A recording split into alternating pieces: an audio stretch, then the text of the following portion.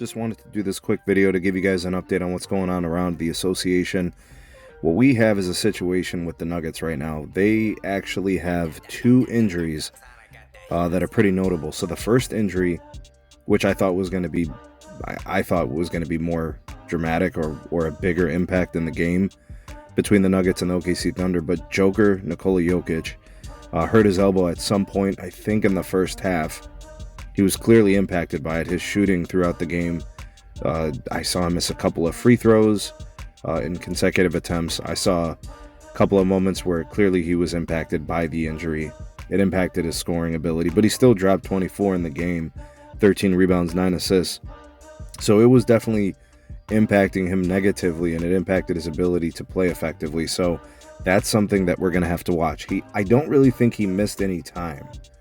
He was seen on the bench. I think he had like ice on it and whatnot, but he didn't miss any time from what I could tell. And there aren't any indications that he'll be missing games, but you never know. These things could flare up and get worse, and it could, get really swollen or something overnight or the next day.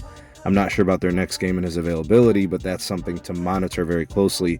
And also with the Nuggets, Aaron Gordon left the game. It was like earlier in the middle of the first half, and he never returned.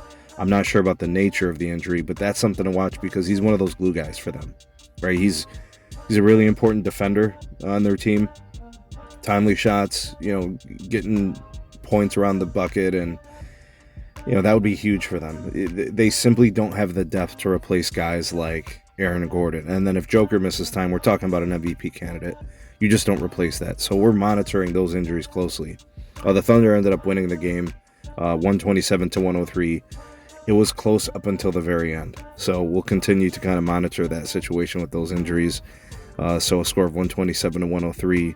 And Shea dropped 40 in a ho-hum effort. It's just like regular for him to do that. Holmgren, 14 points in 26 minutes.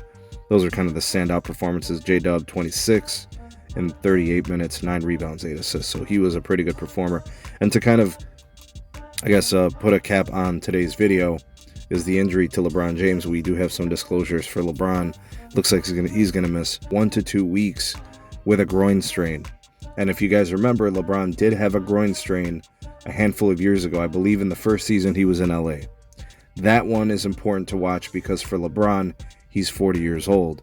For the Lakers, he's a really important key cog to that team's success. The Lakers have been on a fantastic winning streak lately, and they've been playing great basketball for the last couple of months, essentially since the start of the new year.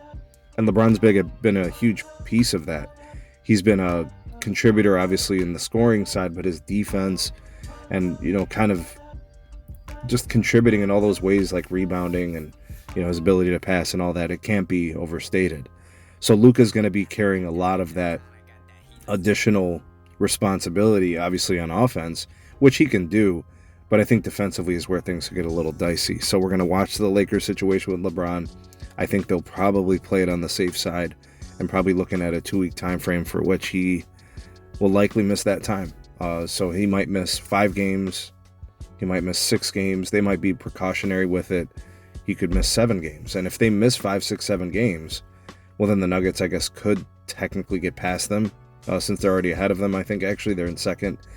I don't know if there's anybody else that's really close. I'd have to look at the standings, but these are situations we're going to watch. But it doesn't seem like any of these injuries are season-ending. It doesn't seem like they're that much of a concern, but in the short term, I think they are. You're going to see some standings movement if things get substantial enough. So we'll continue to monitor. We'll make more videos if we get more updates, and we'll let you guys know as things kind of happen and play out and we get news. Like, share, subscribe. We'll see you guys soon on the next video.